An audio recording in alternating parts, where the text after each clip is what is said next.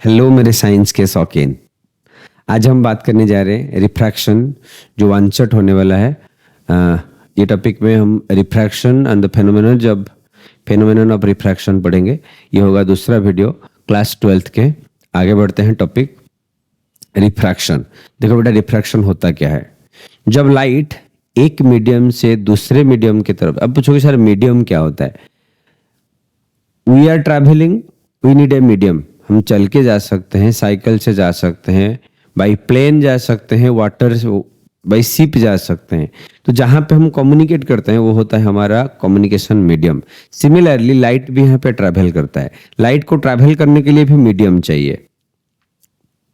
तो लाइट जब मीडियम में चेंजेस हुआ, सपोज यहाँ पे था एयर मीडियम, यहाँ पे एयर में पा जा रहा था, यहाँ पे आया मान लो ग्लास मीडियम, मान लो ये आया ग्लास मीडियम, ये था एयर मीडियम, एयर मीडियम से वो ग्लास मीडियम में आता है। तो वहां पे आप एक फेनोमेनन देखोगे, बेंड हो जाता है। आपको एक एक्टिविटी बताता हूँ, आपके स्कूल क्लासेस में भी था ये एक्टिविटीज। अब एक काम करो, कोई भी बकेट में पानी ले लो, उसके अंदर एक कॉइन डाल दो और कोशिश करो एक ही बार में उसको उठाने के लिए। And you will happy to know, you will astonish to know, it will difficult to take that in one take. आपको एक ही बार में उसको उठाने में मुश्किल होगा। क्यों? जो दिखाई देता है वहां पे वो होता नहीं। अब और एक चीज ऑब्जर्व करोगे, सपोज आप एक बाउल लेते हो जिसके अंदर एक कॉइन रखते हो और उसको इतना दूर रखते हो ताकि आपको दिखाई ना दे। जब आप उस पर पानी डालते हो थोड़ी देर के बाद वो दिखाई देना शुरू करता है। तो बच्चों, ये सब रिफ्रैक्शन की फेनोमेनन है। आज के टॉपिक में ये वन शॉट होगा। मैं as soon as possible मैं वो टॉपिक को ज़्यादा प्रिसाइज बनाने की कोशिश करूंगा, जहाँ पे ऑल इन्फॉर्मेशन रहे, ऑल इम्पोर्टेंट इन्फॉर्मेशन रहे और पूरा प्रिसाइज रहे। तो let me define what is your refraction. The bending of light ray when they pass from one medium to another. जब वो एक मीडियम से दूसरे मीडियम में लाइट जाता है, वहाँ पे लाइट का डायरेक्शन चेंज हो जाता है। उसी को ही हम कहते हैं रिफ्रैक्शन। देखो, जो बेंड होता है तो कैसे बेंड होता है, यहाँ पे याद रखो। रेयर क्या होता है, डेंसर क्या होता है? Rarer medium, denser medium, rarer medium, denser medium. देखो, जब लाइट रे, ये एयर होता है ऑप्टिकली रेयर, व्हेयरएज ग्लास होता है आपका ऑप्टिकली डेंसर। अगर आप एयर और वाटर लेते हो तो एयर होगा, ये हुआ आपका वाटर मीडियम, ये हुआ आपका एयर मीडियम। एयर होगा आपका रेयर मीडियम, रेयरर मीडियम, ये होगा आपका डेंसर मीडियम। आपका जो मास डेंसिटी, ऑप्टिकल डेंसिटी, वो सेम चीज नहीं होता है। That is quite different thing. अब बस ये याद रखो, ऑप्टिकली डेंसर क्या है? ऑप्टिकली डेंसर होता है जहां लाइट में स्पीड में चेंजेस होता है। जैसे कि एयर और अगर वैक्यूम और एयर लेंगे वो तो आसपास सेम ही होंगे, still your air will be denser. अगर एयर और वाटर लेते हैं, वाटर डेंसर। अगर एयर और ग्लास लेते हैं, glass will be the denser. ठीक, अगर लाइट रे रेयर टू डेंसर आ रहा है तो क्या होगा? वो टूवर्ड्स द नॉर्मल, लाइट रे will bend towards the normal. देखो, ये था लाइट का पाथ, जाना चाहिए था इससे, वो कहाँ बेंड हुआ? Towards the normal. So rare to denser towards normal, denser to rare. अगर हम उसको उल्टा कर देते हैं, मान लो लाइट रे यहां से जा रहा है, सपोज यहां से जा रहा है, सपोज लाइट रे अब पहले यहां से गया था, ठीक, ये गया था लाइट रे आपका। Suppose this is your normal. जब light ray denser to rare जाता है, जाना चाहिए था कैसे? जाना चाहिए था ऐसे, जाना चाहिए था ऐसे, जाना चाहिए था।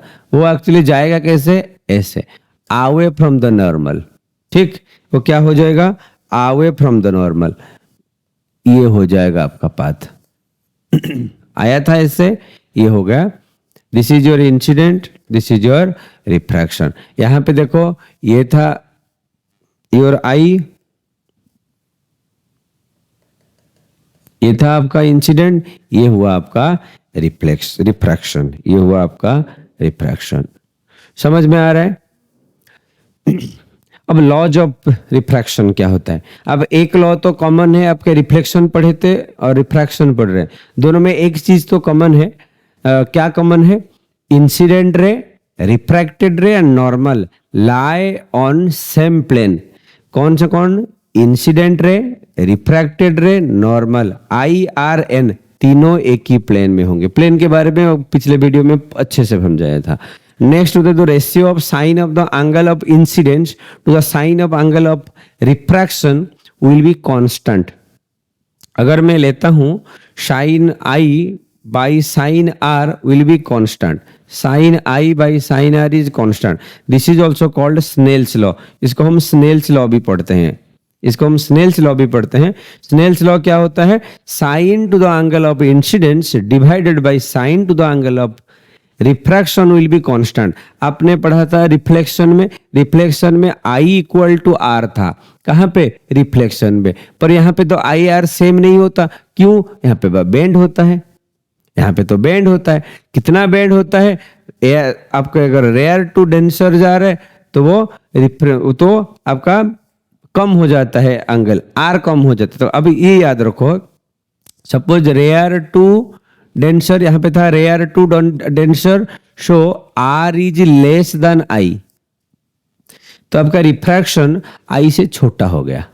जब वो डेंसर टू रेयर जा रहा है, R is greater than I।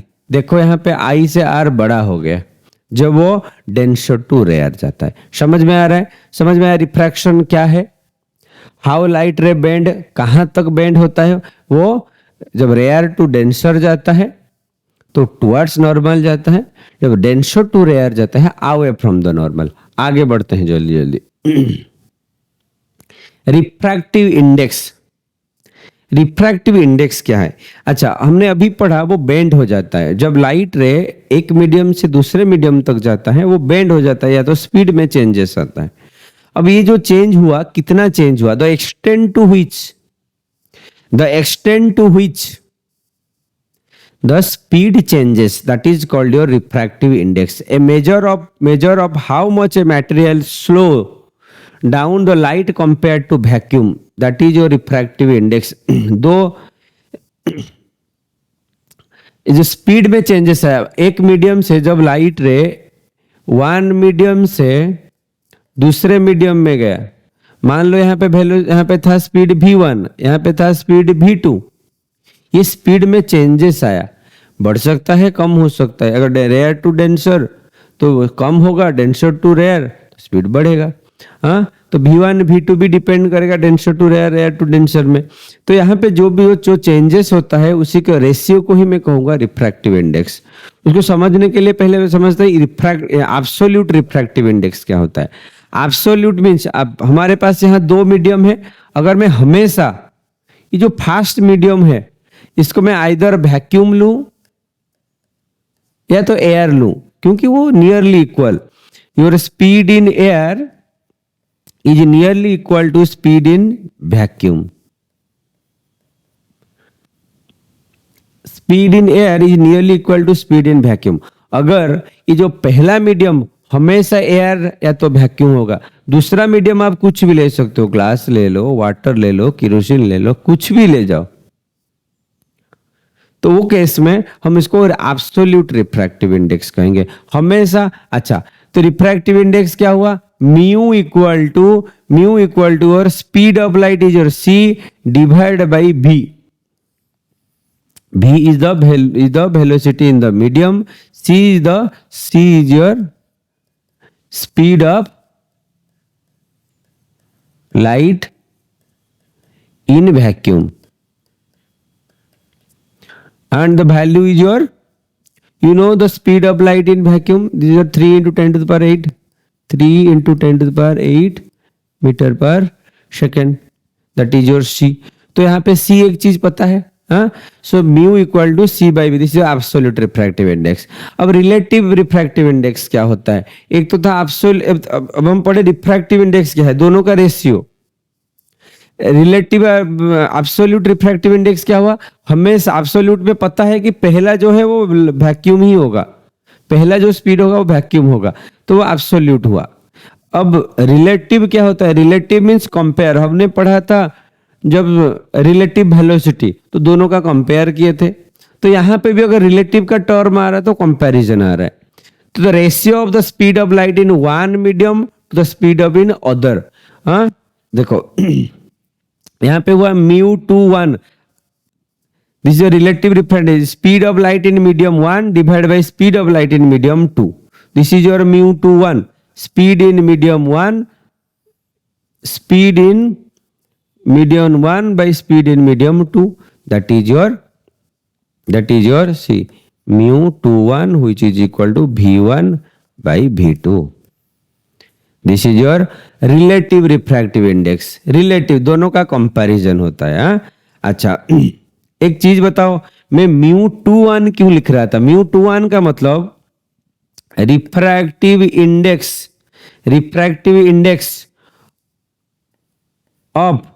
Refractive index of medium 2 with respect to 1।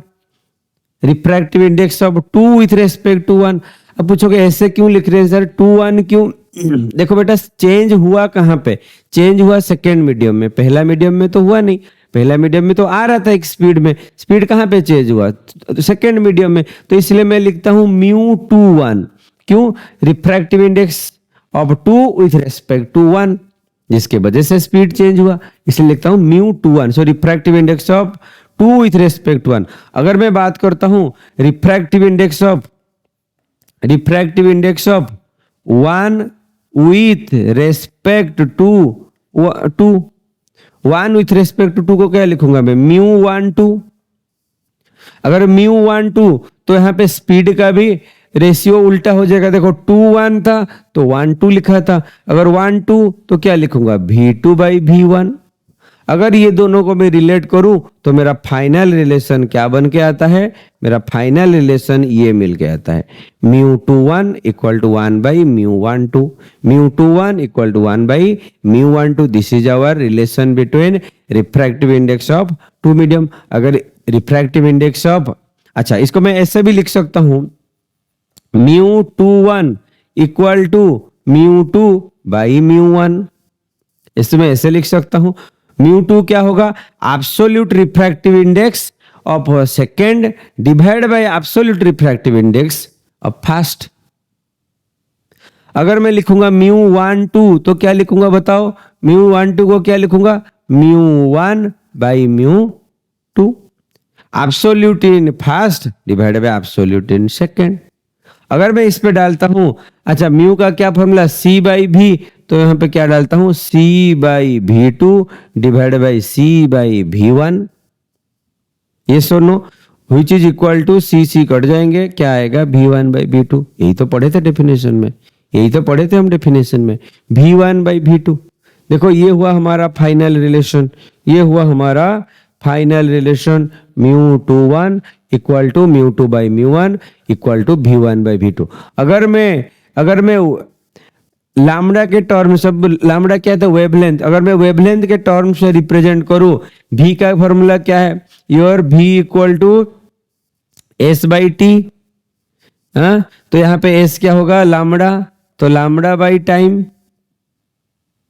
ये सुनो,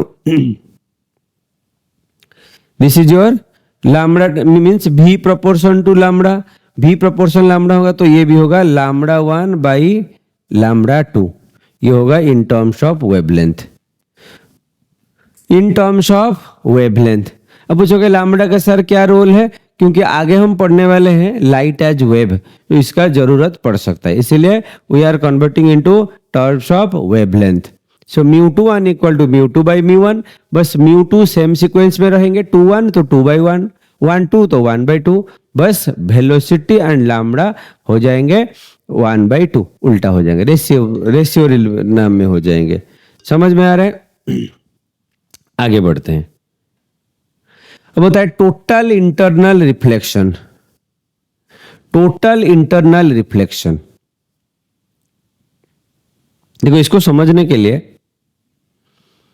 मैं एक चीज बताया था, when light ray travel from denser to rare, ये एक इंपॉर्टेंट फेनोमेनन है जिसके वजह से अब जो नया टेक्नोलॉजी आप जो सुनते हो, Jio fibre, Airtel extreme fibre, your Bharat fibre, ये फाइबर टेक्नोलॉजी ये टोटल इंटरनल रिफ्लेक्शन की वजह से हो पाया। आप जो देखते हो मिराज, जो रास्ते में जाते वक्त डीप, जब ज्यादा धूप होगा आपको दिखाई देगा, जब आप थोड़ा हाइट से नीचे उतरते होगे आपको दूर से लगेगा कि वहां पे आगे पानी होगा, जो होगा रोड, आपको लगेगा कि सामने पानी हो सकता है।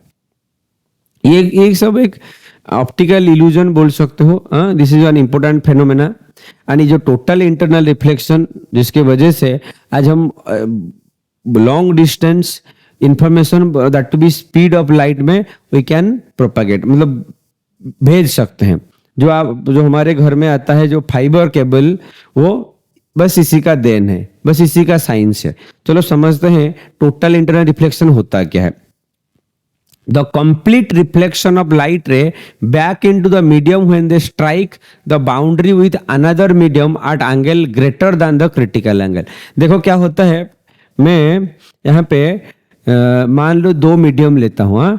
ये होता है आपका डेंसर मीडियम, ये होता है आपका रेयर मीडियम। ठीक, सपोज लाइट मेरा डेंसर मीडियम से रेयर मीडियम जाएगा तो क्या होगा वो, अगर डेंसर टू रेयर जाएगा तो क्या होगा, वो थोड़ा ऐसे बेंड हो जाएगा, जाना चाहिए था ऐसे, थोड़ा ऐसे बेंड हो जाएगा। अच्छा, मैं थोड़ा एंगल को और टिल्ट करता हूं तो क्या होगा, वो और टिल्ट हो जाएगा ना। समझ में नहीं आया। अगर मैं एंगल को और टिल्ट करता हूं तब वो क्या होगा, ऐसे ही पैरेलल चला जाएगा। कैसे जाएगा, वो ऐसे ही चला जाएगा। समझ में आ रहा है। अच्छा देखो, आपका नॉर्मल था ये ठीक। अब ये था एंगल ऑफ इंसिडेंट। जब डेंसर टू रेयर जाता है तब वो क्या हुआ, away from the normal bend हो गया। डेंसर टू रेयर जा रहे तो अवे फ्रॉम द नॉर्मल हो गया। इसको मैं थोड़ा और बढ़ाया आई को तो ये और बड़ा हो गया। और ऐसा एक एंगल आया जो एंगल पे वो सरफेस के साथ पैरेलल चला गया। कोई डिफ्रैक्शन हुआ ही नहीं, दूसरे मीडियम में लाइट रे गया ही नहीं। ये जो फेनोमेनन है, ये जो एंगल है इसको क्रिटिकल एंगल कहते हैं। ये जो एंगल है इसको मैं क्रिटिकल एंगल कहते हैं। जो एंगल पे लाइट रे आपका सरफेस के रास्ता देके चला जाएगा, मींस ये जो नॉर्मल है, नॉर्मल को परपेंडिकुलर चला जाएगा। तो आप डिफाइन कैसे करोगे क्रिटिकल एंगल को, the angle of incidence at which the refracted ray pass normal to the perpendicular to the normal। जो भी एंगल पे at some angle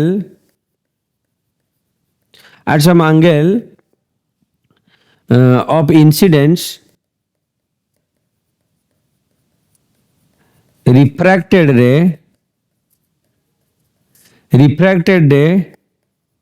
pass perpendicular to the normal।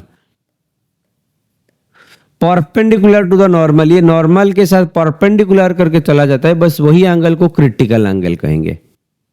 आपके दिमाग में और एक क्वेश्चन आ रहा होगा, अगर ये जब मैं छोटा सा एंगल दिया था थोड़ा बेंड हुआ था, एंगल बढ़ाया था तो और बेंड हुआ था, और एक एंगल पे वो परपेंडिकुलर चला। आप पूछोगे सर अगर एंगल को और बड़ा कर देंगे तो क्या होगा, और बड़ा कर देने से वो क्या होगा, और वो जाएगा ही नहीं, वो बस रिटर्न कर जाएगा सेम मीडियम को। इसी को ही कहते हैं टोटल इंटरनल रिफ्लेक्शन। देखो एनसीईआरटी का फिगर क्या है, when light source travel from water to air, यहाँ पे एक एंगल दिए थे, एंगल ऑफ इंसिडेंस, तो वो ये था रिफ्रैक्टेड एंगल, ये था रिफ्रैक्टेड रे। देखो ये था इंसिडेंस तो ये था रिफ्रैक्टेड रे, ये था रिफ्रैक्टेड एंगल। जब एंगल को थोड़ा और बड़ा किए वो और टिल्ट हो गया, और एक एंगल ऐसे आया जहां पे वो वही सरफेस देके चला गया, बस परपेंडिकुलर टू द नॉर्मल होके चला गया। अगर मैं एंगल को और बड़ा करूं तो वो गया ही नहीं, क्या हुआ, बस उसके अंदर ही रिफ्लेक्ट कर गया, वही मीडियम में ही चला गया। इसको कहते हैं टोटल इंटरनल रिफ्लेक्शन। मतलब क्या है, रे बाहर गया ही नहीं बस बस वही मीडियम में रह गया, बस वही मैकेनिज्म को लेके आपका जो क्या होता है आपके यही मैकेनिज्म में लेके देखो, आपका जो घर में आता है वायर, आपको ऐसे होता है वायर, मान लो ये है हुआ वायर, इसके अंदर जो लाइट रे जाता है ऐसे जाता है, ये गया ये आया, ये गया ये आया, ऐसे करके वो प्रोपागेट करता है, टोटल इंटरनल रिफ्लेक्ट करके प्रोपागेट करता जाता है, that to be in the speed of light, क्योंकि वो लाइट के स्पीड में जाता है। This is one also important phenomena in refraction. आगे बढ़ते हैं, next is what is your lens. अब लेंस क्या होता है, अब लेंस क्या होता है, देखो लेंस क्या होता है, lens is a piece of transparent material that refracts light ray. ये आपका ग्लास मटेरियल हो सकता है, आपका कोई भी ट्रांसपेरेंट मटेरियल हो सकता है, जहां पे वो थोड़ा थिक होगा, may be thick at the middle, may be thick at the edge, उसी को ही लेंस कहेंगे। वन और मोर स्पेरिकल सरफेस हो सकते हैं, जैसे कि इसको मैं कहूंगा, इसको क्या कहूंगा मैं, डबल कॉन्वेक्स। देखो यहाँ पे भी है कॉन्वेक्स, यहाँ पे भी है कॉन्वेक्स। हाँ, तो ये हुआ एक स्पीयर का पार्ट, ये हुआ एक स्पीयर का पार्ट।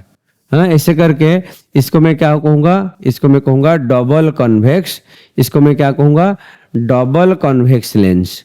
अगर मेरा एक सरफेस प्लेन रहता है, एक सरफेस स्फेरिकल रहता है, इसको प्लेन कॉन्वेक्स लेंस।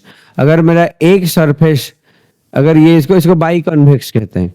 इसको इक्वी मीन्स यहाँ पे R1 R2, आप पूछोगे R1 R2 क्या है, ये तो कोई स्फेरिकल सरफेस का पार्ट है ना, ये तो कोई स्फीयर का पार्ट है, तो उसका भी रेडियस होगा, जो भी रेडियस अगर दोनों इक्वल हुआ तो इक्वी कॉन्वेक्स, इसको by convex.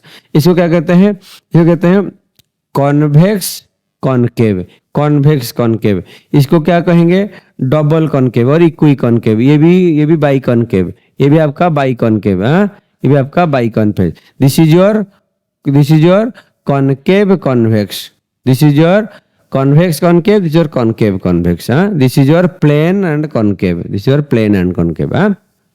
This is your type of lenses we have discussed. And also you need to remember converging lens क्या होता है। converging lens होता है convex lens। तो नॉर्मली हम ये चैप्टर में दो मेजर लेंस पढ़ेंगे, ये एक convex lens और एक concave lens। ये दो लेंस के बारे में मेजरली ये चैप्टर में पढ़ने वाले हैं। तो इसमें क्या होता है, जब लाइट रे आता है क्या होता है, वो मिलते हैं। हाँ, तो इसके लिए इसका नाम है कॉन्वर्जिंग। जब ये लाइट रे यहाँ पे आता है, वो क्या करते हैं, डाइवर्ज कर जाते हैं, हाँ, बाहर फैल जाते हैं। तो एक जगह पे मिलने को कॉन्वर्जिंग कहेंगे, फैलने को डाइवर्जिंग कहेंगे। मिलने को कॉन्वर्जिंग, फैलने को डाइवर्जिंग। आगे बढ़ते हैं। अब रे डायग्राम क्या होता है, अभी हम पढ़े थे in the ray optics, in your reflection, जब लाइट रे कैसे बिहेव करता है जब मिरर पे पड़ता है। अब हम डिस्कशन करेंगे जब लाइट रे कहाँ पे पड़ता है, लेंस में पड़ता है, हाउ इट बिहेव्स। तो पहले रूल याद रखते हैं। देखो रूल क्या है, ray parallel to the principal axis. ये तो दिखाई नहीं दे रहा होगा, मैं पहले इसको ड्रॉ कर दूं। देखो ये है आपका लेंस, ये है आपका लेंस, दिखाई दे रहा है, ये है आपका प्रिंसिपल एक्सिस, ठीक, ये है आपका लेंस, ये हुआ आपका प्रिंसिपल एक्सिस, दिखाई दिया। देखो when light ray parallel to the principal axis, जब इंसिडेंट रे पैरेलल आता है तो जाएगा कैसे, आएगा प्रिंसिपल एक्सिस सेकेंड फोकस देके जाएगा। देखो ड्रॉ करते हैं, आया पैरेलल, आया पैरेलल, जाएगा कैसे, प्रिंसिपल फोकस देके। आया पैरेलल, जाएगा कैसे, प्रिंसिपल फोकस देके। बोलो पहला रूल समझ में आया। मेनली 3 रूल दिए हैं। अगर पैरेलल आएगा, अगर पैरेलल आएगा तो वो प्रिंसिपल एक्सिस को देगा। देखो यहाँ पे भी ये तो था आपका कॉन्वेक्स लेंस। कॉनकेव में क्या होता है, देखो आया पैरेलल, जाएगा कैसे, प्रिंसिपल फोकस देके। यही तो है फोकस, यही तो है फोकस। आप पूछोगे सर ये क्यों फोकस होगा ना, ये फोकस होगा। अब बेटा याद रखो, जब लेंस के बारे में हम बात करते हैं, मान लो मैं कॉन्वेक्स लेंस कहूं या तो कॉनकेव लेंस कहूं, हमेशा हम फास्ट सरफेस को फोकस करेंगे। ये फास्ट सरफेस के लिए रेडियस होगा R1, दो की इस तरफ होगा, समझ में आ रहा है? ये सेकेंड सरफेस के लिए होगा रेडियस इस तरफ होगा जो R2 होगा, तो यहाँ पे R2 होगा पॉजिटिव में, R1 रहेगा इस तरफ तो R1 होगा नेगेटिव में। समझ में आ रहा है? अच्छा, ये सरफेस के लिए, इसके लिए देखो, अब इसके लिए ये होगा स्फीयर, इसके लिए ये होगा स्फीयर, तो इसका रेडियस होगा लेफ्ट साइड तो ये होगा नेगेटिव में, इसके लिए रेडियस होगा राइट साइड तो R2 होगा पॉजिटिव में। समझ में आ रहा है रेडियस क्या है? हाँ, अगर रेडियस इस तरफ है तो फोकस भी इसके लिए फोकस यहाँ पे होगा F1, इसके लिए फोकस यहाँ पे होगा F2 फोकस। सिमिलरली इसके लिए फोकस होगा यहाँ पे F1, इसके लिए होगा यहाँ पे फोकस। समझ में आ रहा है? समझ में आया तो आगे बढ़ते हैं। देखो, अच्छा, नेक्स्ट रूल क्या हुआ? रे थ्रू द ऑप्टिकल सेंटर, अगर ऑप्टिकल सेंटर देके आएगा, अगर कोई रे ऑप्टिकल सेंटर देके आएगा तो जाएगा कैसे? पास विदाउट डेविएशन। वो ऑप्टिकल सेंटर देके आएगा तो कोई डेविएट नहीं होगा। देखो यहाँ पे आया ऑप्टिकल सेंटर देके, कोई डेविएट नहीं, सीधा रास्ता में चला। हाँ, फिर से देखो यहाँ पे, देखिए तो था कॉन्वेक्स, कॉनकेव में देखो आया ऑप्टिकल सेंटर देके ऐसे ही चला जाएगा। हाँ, रूल नंबर 1, पैरेलल फोकस देके ऑप्टिकल सेंटर देके तो वैसे ही चला जाएगा।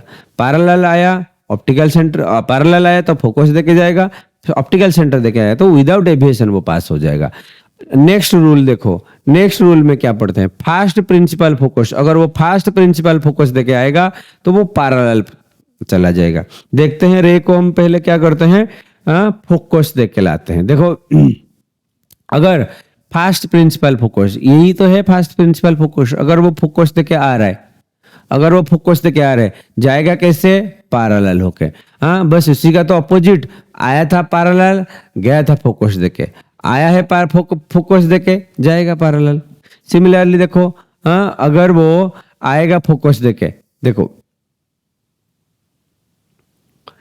फोकस कहाँ है? यहाँ पे है फोकस। अच्छा, अगर वो फोकस देके आएगा तो वो पैरेलल जाएगा, फोकस देके आएगा तो पैरेलल जाएगा। समझ में आ रहा है? हाँ, समझ में आ रहा है? ये था ray diagram. So this is your, I will give you the task, what you need to do, you need to draw, write the question, draw ray diagram,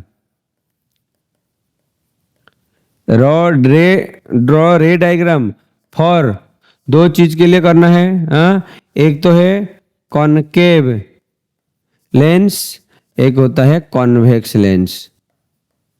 ठीक, कॉनकेव लेंस में तो दो केसेस होगा, आप याद रखो। आपका था कॉन्वेक्स मिरर, कॉनकेव लेंस, जो केसेस था वही दो केसेस यहाँ पे रहेगा। बट कॉन्वेक्स केसेस में 6 केसेस होगा। Object at infinite, object beyond C, at C, at F, between C F, ऐसे करके 6 केसेस होगा। जो भी हुआ था आपका कॉनकेव मिरर में, अब ये याद रखो, नोट कर लो यहाँ पे, नोट, यहाँ पे ये नोट करो, लेंस, ये हुआ कॉनकेव, ये हुआ concave mirror equal to convex lens का इमेज फॉर्मेशन सेम रहेगा। सिमिलरली योर कॉन्वेक्स मिरर और image formation of concave lens similar behave करेंगे। आप इसको ड्रॉ करके देखो, दो रूल अप्लाई करो, ड्रॉ करके देखो हो रहा है कि नहीं हो रहा है। आगे बढ़ते हैं जल्दी जल्दी। Refraction at the spherical surface, refraction at the spherical surface क्या होता है? देखो व्हेन, अच्छा यहाँ पे दो मीडियम है, ठीक, यहाँ पे लाइट रे, यहाँ पे एयर मीडियम से ग्लास के अंदर जा रहा है, या तो कोई भी आपका दो मीडियम में जा रहे हैं, पर वो सरफेस थोड़ा स्फेरिकल है, जो भी है वो सरफेस कैसा है आपका? स्फेरिकल सरफेस है। समझ में आ रहा है? अगर in that case surface is your spherical तो कैसा होता है? देखो यहाँ पे ये था एयर मीडियम, लाइट, ऑब्जेक्ट कहाँ है? देखो ऑब्जेक्ट को हम क्या कहते, देखो the formation of image I of an object O. देखो लुक एट दिस फिगर, ये फिगर में है क्या, मैं थोड़ा समझा देता हूं। यहाँ पे ये हुआ आपका आपका स्फेरिकल सरफेस, ये आपका स्फेरिकल सरफेस, ये हुआ आपका एयर मीडियम, ये हुआ आपका ग्लास मीडियम। मान लो इसका रिफ्रैक्टिव इंडेक्स μ1, इसका रिफ्रैक्टिव इंडेक्स μ2 में लेता हूं। समझ में आ रहा है? इसका रिफ्रैक्टिव इंडेक्स μ1, इसको मैं μ2 लेता हूं। ऑब्जेक्ट को सपोज हम O पे रखते हैं, ऑब्जेक्ट को suppose the formation of image I of object O on the principal axis of spherical surface with centre C, तो इसका सेंटर ये है C। समझ में आ रहा है? देखो क्या हुआ है, ये हुआ आपका ऑब्जेक्ट। अच्छा मुझे एक बात बताओ, ये हुआ आपका स्फेरिकल सरफेस, ये हुआ आपका एयर मीडियम। अब ये जो ऑब्जेक्ट कहाँ जाएगा? एयर से जाएगा ग्लास के अंदर। देखो बेटा, जो ये क्या हुआ, यहाँ से अगर लाइट रे जाके इंसिडेंट हुआ होगा किस पे? स्फीयर पे, तो कैसे बिहेव किया होगा? वो जाना चाहिए था कैसे? ऐसे जाना चाहिए था, पर वो क्या होगा? वो डेविएट होगा।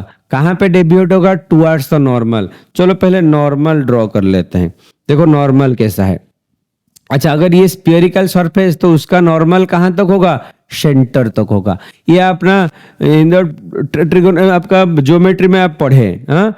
अगर आप कोई भी सर्कल लेते हैं, हाँ? सर्कल लेते हैं तो हमेशा रेडियस ही होगा परपेंडिकुलर टू दैट टेंजेंट।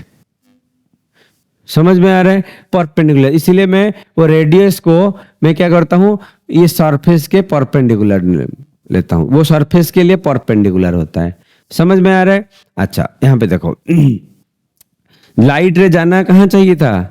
यहाँ जाना चाहिए था, पर वो कहाँ पे बेंड होता है? वो towards the normal, towards the normal bend होता है, तो वो जाना चाहिए था, वो यहाँ पे बेंड हो गया। अब ये जो एंगल बना, ये बना एंगल ऑफ रिफ्रैक्शन।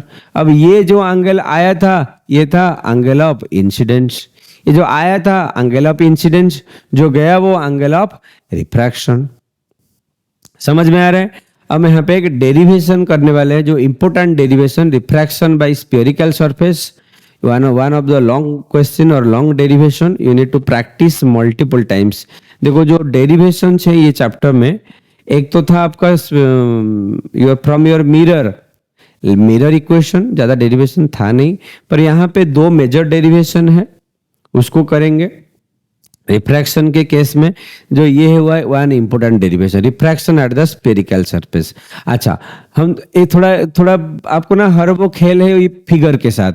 ये है आपका this is your spherical surface, ये हुआ आपका ऑब्जेक्ट जाके यहाँ पे पुट हुआ, जाना चाहिए था ऐसे, वो आके यहाँ पे इंसिडेंट हुआ। ये हुआ आपका क्या? सेंटर। ये हुआ आपका ऑब्जेक्ट, ये हुआ आपका इमेज। अच्छा मुझे एक बात बताओ, ये जो डिस्टेंस हुआ होगा क्या होगा? ऑब्जेक्ट डिस्टेंस u वो नेगेटिव में होगा। ये जो डिस्टेंस होगा क्या? रेडियस होगा, क्योंकि मिरर टू सेंटर का डिस्टेंस को रेडियस कहेंगे। अच्छा ये जो डिस्टेंस होगा इसको v लेंगे। अच्छा ये सब दोनों पॉजिटिव में होंगे। समझ में आ रहा है? ये दोनों कैसे होंगे? पॉजिटिव में होंगे। बस वही तो किया गया है, हाँ? देखो ये था ऑब्जेक्ट, ये था इंसिडेंट एंगल, ये हुआ आपका रिफ्रैक्टेड एंगल। ये अब जो है यहाँ से यहाँ का डिस्टेंस को मैं क्या लेता हूँ? u लेता हूँ। अब यहाँ से ये डिस्टेंस को r लेता हूँ, और ये यहाँ से पूरा डिस्टेंस को क्या लेता हूँ? v लेता हूँ। ये पूरा डिस्टेंस को क्या लेता हूँ? v लेता हूँ। समझ में आ रहा है? अब थोड़ा देखो, ट्रायंगल फ्रॉम ट्रायंगल OMN, ये ट्रायंगल को देखो, OMN, ये ट्रायंगल को देखो। अब ये ट्रायंगल में, OMN ट्रायंगल में, ये हुआ आपका इंसिडेंट एंगल, हाँ? अच्छा ये ट्रायंगल में अगर मैं एंगल O को लेता हूं, tan O क्या होगा? P/B, एंगल का अपोजिट और P/B, तो MN/OM। समझ में आ रहा है? MN/OM। सिमिलरली CMN ट्रायंगल देखो, CMN। अब ये ट्रायंगल देखो जब वो छोटा सरफेस होता है वहां पे उसी को ही हम ले जाते हैं सिमिलर, हाँ? इसी को ही स्फेरिकल को ही हम स्ट्रेट ले रहे हैं, 90 डिग्री ले रहे हैं। अच्छा CMN एंगल हुआ C, एंगल C का लिए क्या होगा? MN/योर रेडियस। समझ में आ रहा है? नेक्स्ट देखो ट्रायंगल IMN, I देखो ये I, ये हुआ M, ये हुआ एन।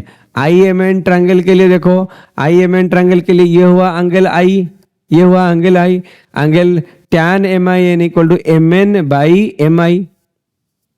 समझ में आ रहा है? मैं बस डेरिवेशन को कर दिया हूं, आपको खाली समझा देता हूं। हाँ, आप ये जो नोट पीडीएफ है आपका डिस्क्रिप्शन बॉक्स में होगा, ये या तो कमेंट सेक्शन में भी आपको डाल दिया जाएगा। हमारे वेबसाइट से आप डायरेक्टली डाउनलोड कर सकते हो। ठीक, आगे बढ़ते हैं।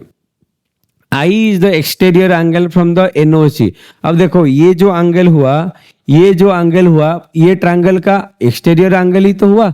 कौन सा ट्रायंगल? ये जो बड़ा सा ट्रायंगल देखो, ये जो बड़ा सा ट्रायंगल हुआ, ये जो लाइन हुआ, इसके लिए ये एक्सटीरियर एंगल नहीं हुआ।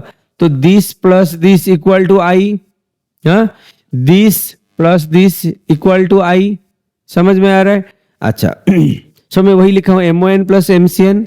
अच्छा, और एक चीज लिखता हूं tan MON equal to tan MCN। क्यों? For the small angle tan theta equal to theta. छोटा एंगल के लिए दोनों सेम ही होते हैं। बस मैं tan थीटा की जगह पे MN बाई OM लिखा हूं और MCN की जगह MN बाई MC लिखा हूं। समझ में आ रहा है? अच्छा, अब और एक ट्रायंगल देखो, और एक ट्रायंगल देखो, और एक ट्रायंगल देखो। For triangle MC, your for triangle your NCI, for triangle NCI, ये ट्रायंगल देखो, for triangle NCI, for triangle NCI दिखाई नहीं दे रहा ये। अब NCI ट्रायंगल के लिए, ये ट्रायंगल के लिए ये होगा एक्सटीरियर, ये C एंगल जो होगा वो होगा एक्सटीरियर। समझ में आ रहा है? वो एंगल के लिए C होगा एक्सटीरियर, तो मैं लिख सकता हूं angle C equal to angle R plus angle I। वही चीज लिखा हूं और मैं R को अलग कर रहा हूं। देखो मैं एक्चुअली दोनों जगह क्या कर रहा हूं, यहाँ पे I को अलग कर रहा हूं, यहाँ पे R को अलग कर रहा हूं। आपको पूछोगे सर ये करने से क्या होगा? मैं इसको लेके पुट करूंगा स्नेल्स लॉ पे। तो हमारे पास I आ गया दिस, R आ गया दिस। अब मैं इसको लेके पुट करता हूं स्नेल्स लॉ में। देखो हम स्नेल्स लॉ क्या पढ़े थे?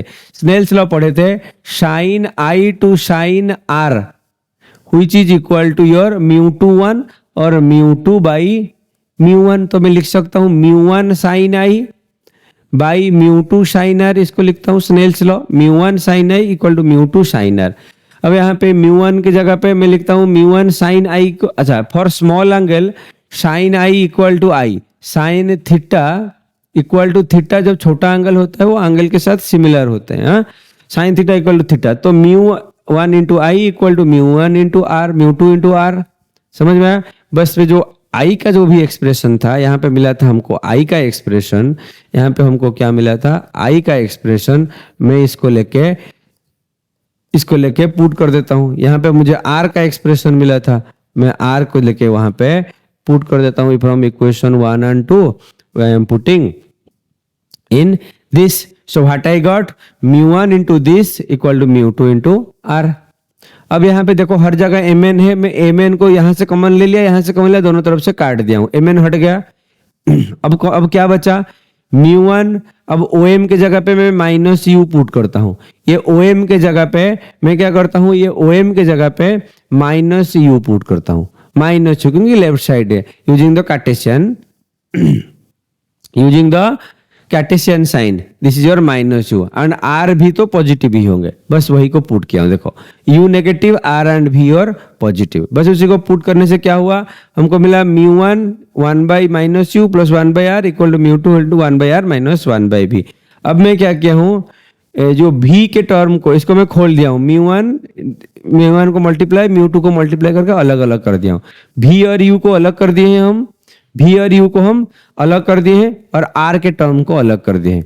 जब हम यहाँ पे क्या एक्सप्रेशन मिला? μ2 by V minus μ1 by U equal to μ2 minus μ1 by R। This is the relation between the object and image distance in terms of refractive index and radius of curvature. अब इसको क्या काम में लग सकता है? ये आपका ना न्यूमेरिकल सॉल्व करेंगे। जब ऑब्जेक्ट स्फेरिकल सरफेस में आपका रिफ्रैक्शन होता है तो इन टर्म्स ऑफ आपको क्वेश्चन आ सकता है U V आपका R एंड म्यू के टर्म्स के कोई भी क्वेश्चन पूछ सकता है। U भी दिया होगा, म्यू दिया होगा, आर पूछेगा, आर दिया होगा, भी दिया होगा, यू पूछेगा। हाँ, ऐसे क्वेश्चन आप वो दे सकता है यही रिलेशन को अप्लाई करके।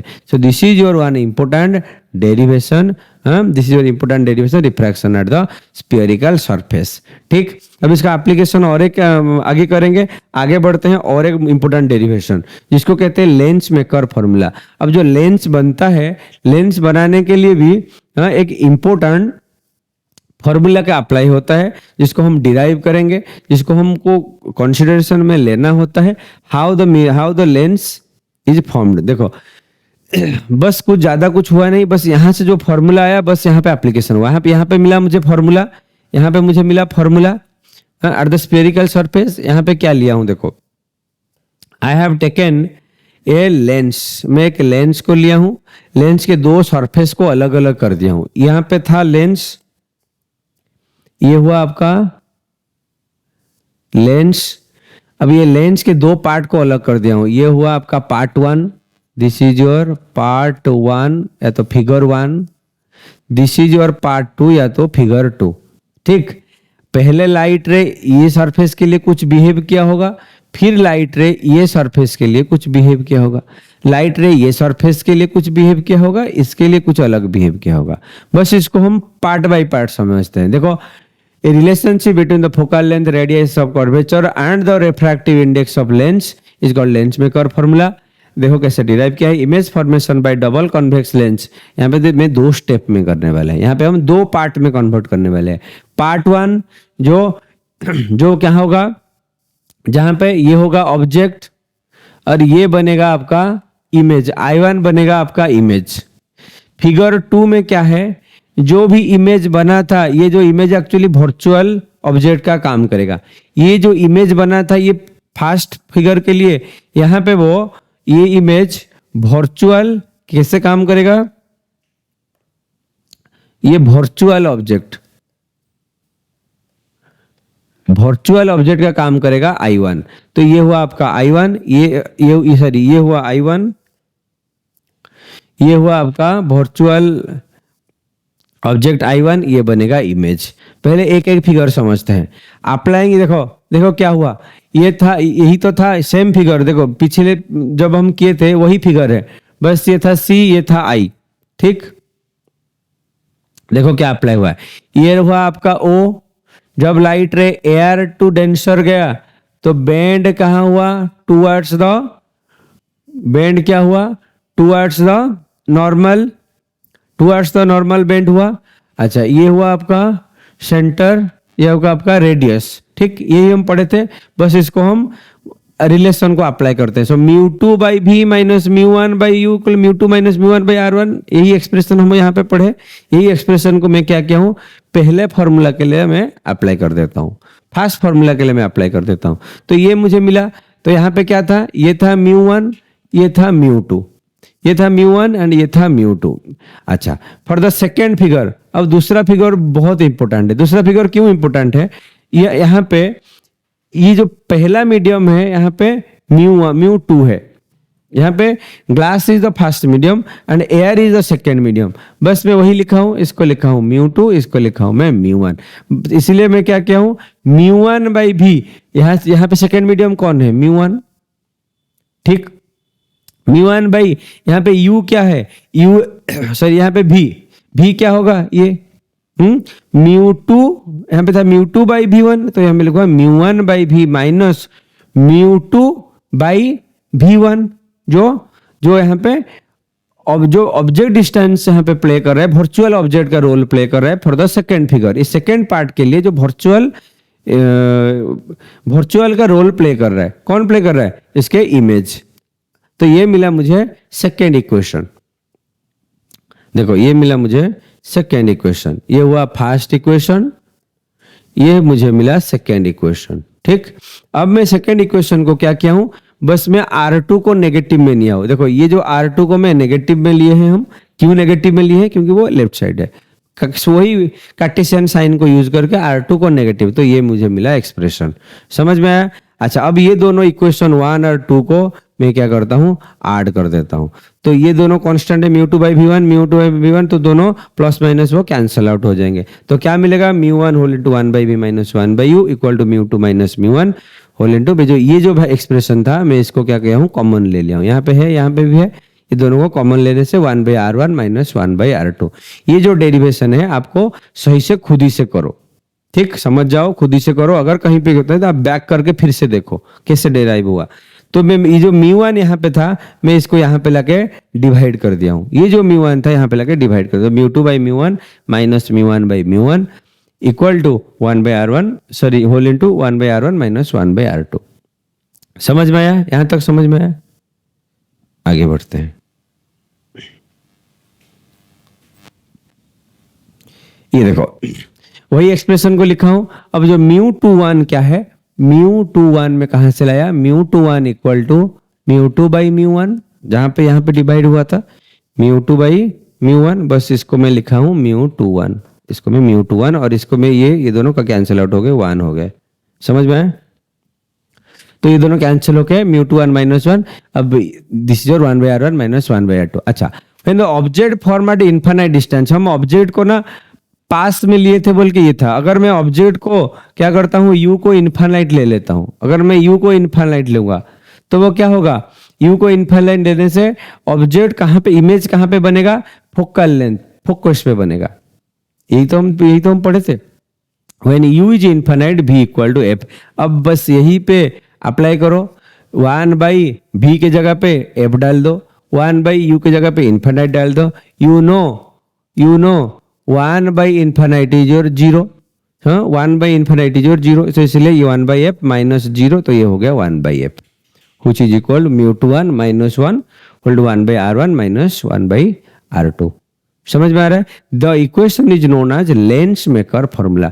This is the one important formula, this is called your lens maker formula. It is useful to design lens of desired focal length. समझ में आ रहा है? अब अगर ये दोनों इक्वेशन को मैं ना कंपेयर करता हूं, अब ये यहाँ पे मिला था एक एक्सप्रेशन, यहाँ पे मिला था, दोनों को अगर कंपेयर करता हूं, ये जो एक्सप्रेशन है, ये जो एक्सप्रेशन है, एक्चुअली वो दोनों इक्वल ही है। तो 1 by f equal to 1 by v minus 1 by u, this equation is called lens equation. जो आपके आया था बीरर इक्वेशन, वहां पे था क्या, 1 by f equal 1 by v plus 1 by u, वहां पे 1 by v minus 1 by u. Next is your magnification. Magnification, the extent to which size of the image to size of object is magnified. So m equal to size of the image by size of the object. So h dash by h, which is your v by u. This is your magnification. Next होता है आपका power of lens. देखो power क्या होता है, power is the lens is defined as the tangent of angle to which converge और diverge. देखो यहाँ पे एक लेंस बनाए हैं, जब ये रे आया होगा पैरेलल तो कैसे गया होगा, फोकस देके गया होगा, आया होगा पैरेलल तो कैसे गया होगा, फोकस देके जाएगा। और ये पावर क्या होता है, ये जो एंगल क्या हुआ, जो कन्वर्ज या तो डाइवर्ज हुआ, एंगल जो भी कन्वर्ज, जब लेंस के वजह से जो भी एंगल में चेंजेस हुआ वही होता है पावर। दैट देखो, जो अब लेंस क्यों यूज करोगे, या तो उसको कन्वर्ज या तो डाइवर्ज करने के लिए। लेंस को क्यों यूज करोगे, वही तो, आइदर कन्वर्ज या तो डाइवर्ज करने के लिए। और वो कन्वर्ज कितना हो रहा है या तो डाइवर्ज कितना हो रहा है, बस उसका टैन ऑफ द एंगल पे डिपेंड करेगा। सो इसलिए tan of del is equal to O M by O F, which is equal to h divided by f, which is equal to your h divided by f। अगर यहाँ पे हम 8 unit distance लेते हैं, ये आपका definition में जाता है। तो power of lens is defined as the tangent at which converge और diverge 8 unit distance, 8 unit distance. So 8 unit distance h equal to 1, so put करने से del equal to 1 by F, which is your power, which is your power expression P equal to 1 by F, P equal to 1 by F. और उसका unit क्या है, 1 by metre inverse, that is called your dioptre. तो the SI unit is your dioptre, 1 dioptre equal to 1 metre inverse. आगे बढ़ते हैं, combination of lenses. वो तो था एक लेंस। अगर मैं एक लेंस इसके पीछे और एक लेंस और एक लेंस ऐसे लगाता हूं तो क्या होगा? देखो, suppose consider two lenses A and B of focal length f1 and f2 is are in contact with each other. दो लेंस को मैं कंबाइन कर दिया हूं। यहां पे एक लेंस लिया हूं, यहां पे एक लेंस लेता हूं ए, यहां पे एक लेंस लेता हूं बी। अब ये दोनों लेंस को कंबाइन किया गया। Lens A and B are combined with each other, let the object is at O. अब ये जो हुआ object at O, object at O, ठीक। तो the first lens produce image I1। Object था ओ, ऑब्जेक्ट था क्या? ऑब्जेक्ट था ओ। तो वो ऑब्जेक्ट को इमेज क्या बना रहा है? I1 इमेज बना रहा है। इसके वजह से देखो, फॉर द फास्ट ये होना चाहिए था पाथ, पर वो सॉरी ये बना पहले image for the fast lens. For the second lens ये ऑब्जेक्ट का रोल प्ले किया, इसको बनाया इमेज। हाँ, अब ये हो गया वर्चुअल, ये हो गया वर्चुअल ऑब्जेक्ट। वर्चुअल ऑब्जेक्ट किसके लिए? सेकेंड के लिए। For the second I1 is the virtual object and image is your final image is this. This is the final image, this is your final image. अगर मैं दोनों में आपका lens equation को पुट करता हूं, पर फर्स्ट इक्वेशन क्या होगा? 1/v minus 1/u equal to 1/f, यही तो है लेंस इक्वेशन। अच्छा, फॉर द फर्स्ट लेंस के लिए, ये लेंस के लिए भी ऑब्जेक्ट इमेज क्या होगा? V1, image V1 for the first lens, image V1, object use 1/v1 minus 1/u equal to 1/f1।